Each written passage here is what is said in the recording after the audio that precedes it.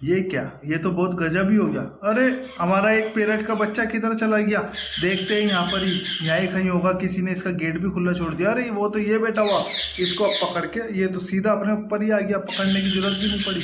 अब इसको पकड़कर और सीधा इसके केज के अंदर रख देते हैं। और इसका पहले तो करेंगे गेट बंद, और इनके लिए अपन रख देंगे खाना, जो कि एक भीगी हुई दाल होगी, पानी होगा। और इन दोनों को रखकर और इनको कर देंगे टाटा बाय बाय। और आज की वीडियो कैसी लगी कमेंट सेक्शन में बताना। चैनल को लाइक सब्सक्राइब